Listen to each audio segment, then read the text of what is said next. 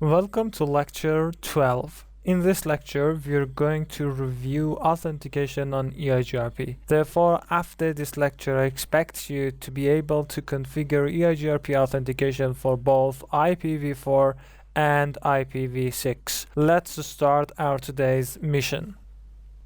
I'm sure you remember that authentication is one of EIGRP's conditions for EIGRP routers when they want to become neighbors. However, it is not enabled by default, and if we enable it, it becomes one of those conditions. But you may ask that what would happen if we do not configure EIGRP authentication on our routers? If you do not configure EIGRP authentication on your routers, a hacker with a rogue router, only with knowing the IP address of one of your routers and the AS number of your EIGRP, could connect to your EIGRP infrastructure and get all of EIGRP's information. And we do not want this, because this router could intrude our EIGRP infrastructure and could cause many problems for our routing infrastructure. For this reason, we could enable EIGRP authentication to prevent these types of rogue routers. Authentication in EIGRP is done through MD5 hash algorithm.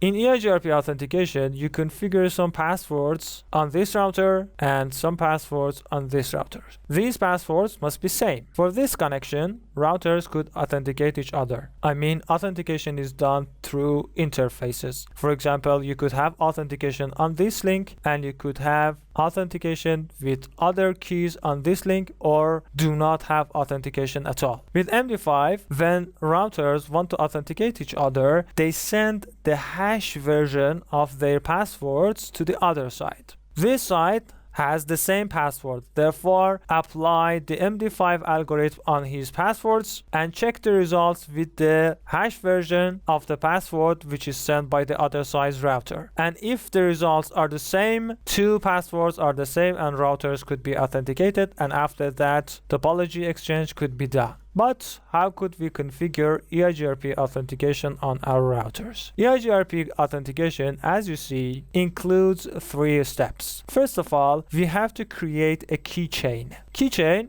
is a holder that holds your keys. Your keys are the passwords that you want to use for authentication. You could have 1 key or you could have 2 or more keys. These keys could have the accept lifetime and send lifetime. In security instructions, always it is advised that change your passwords in a timely fashion. For example, change your password each 3 months, 2 months, 45 days based on your security policies. In EIGRP, you could assign a send lifetime and an accept lifetime for your keys. That could be the lifetime of your passwords. And after that, these passwords are not valid anymore. So first we have to create a keychain and set the accept lifetime and send lifetime if you want. After creating a keychain, you have to enable EIGRP authentication on the desired interface. And after enabling EIGRP authentication, it's the time to assign keychain to authentication process. I mean, we have to order the interface to use the keychain that we defined it before for authentication. So remember these 3 steps. Create a keychain,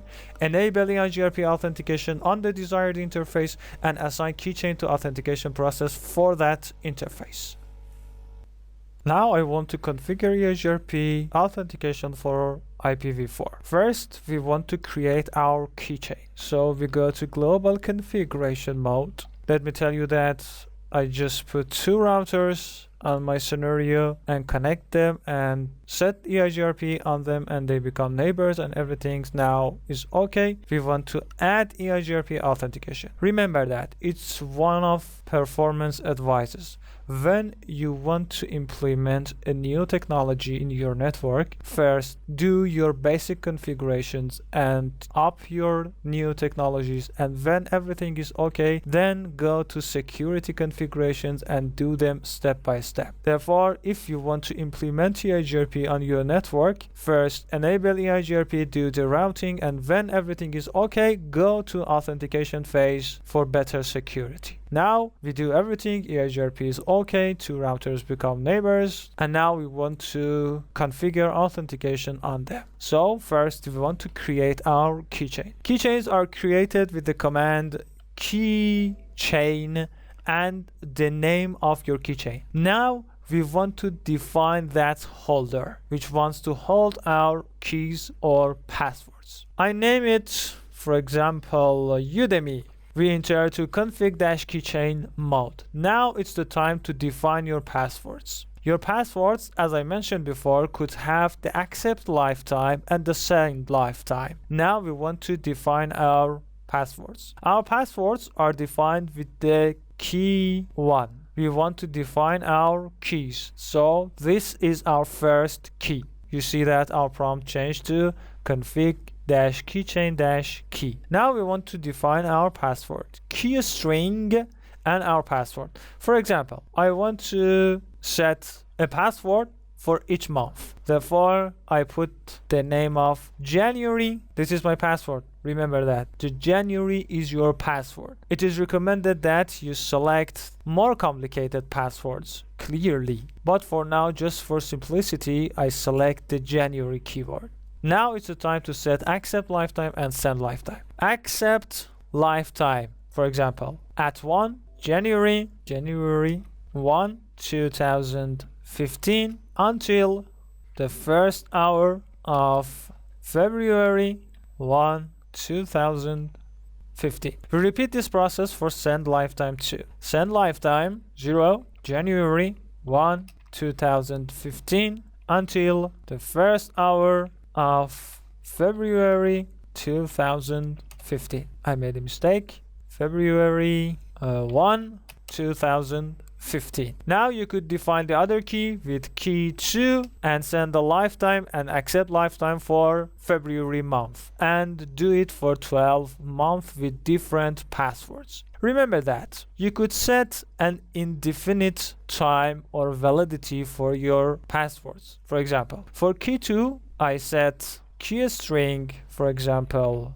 February, and say that accept lifetime is 1 February 2015 until infinite. 2015 1 2015 and now until infinite. The accept lifetime of this password is from the first day of February at 1 o'clock until indefinitely, and this is valid for an indefinite time. Now we could set the send lifetime like this too. Send lifetime the 1 o'clock of the first day of February 2015 until infinite. You see that I use February in a complete form or Feb just for short. Both of them are valid for your configuration. Now we set our keychain. If you want to see your keychain, you could use the command show